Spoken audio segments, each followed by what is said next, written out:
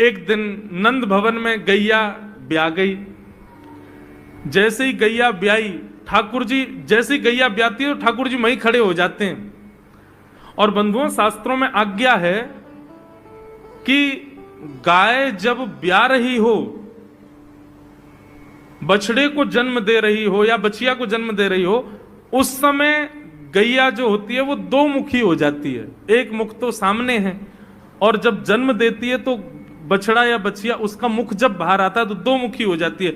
ऐसी दो मुखी गैया की जब आप परिक्रमा करते हो तो पूरे ब्रह्मांड की परिक्रमा का फल प्राप्त होता है। तो ठाकुर जी का नियम है, नंद बाबा की उंगली पकड़ के खड़े रहे, जैसे ही गैया ब्यावे वारी हो तो वाकू सहलाते रहे, जैसे ही गैया ब्यावे वारी हो, जैसे ही बछड़ा बाहर आवे सोई ठाकुर जी वाकी परिक्रमा कर ले, परिक्रमा करके दंडवत प्रणाम करें, वाकी चरण रज को माथे से लगा में, और बछड़ा जन्म ले सो वाकू नवा में दुआ में, वाकू अपने गरे से लगा में।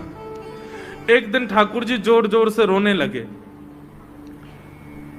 बछड़ा जैसे ही जन्म लियो बछड़ा ने, ठाकुर जी रोने लगे। नंद बाबा शांत करा में नहीं माने, बलराम जी ने शांत करायो नहीं माने। यशोदा मैया बोले लाला का भयो, तू रो क्यों रो है? बोले मैया मेरे संग बहुत बुरा भयो। यशोदा मैया बोली कहा भयो? बोले गैया के बछड़ा ने जन्म लियो। मैया बोली तो वाह बछड़ा को मैंने मुंह खोल कर देखो, वाह के सबरे दांत ने करे आए। मेरे जन्म को 3 साल है गए, अभी तक 4 ही दांत न करे मैया, वो टूट जाए, रो रहे हैं अपने दांतन को, मेरे दांत चौना न कर रहे सबरे। बाप बछड़ा के जन्म लेते सबरे दांत आ गए, मेरे दांत चौने ही आ रहे हैं।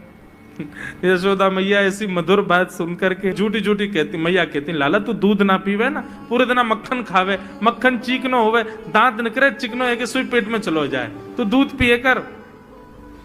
चोटी पकड़ के रोते मैया मेरी चोटी चौना भर रही।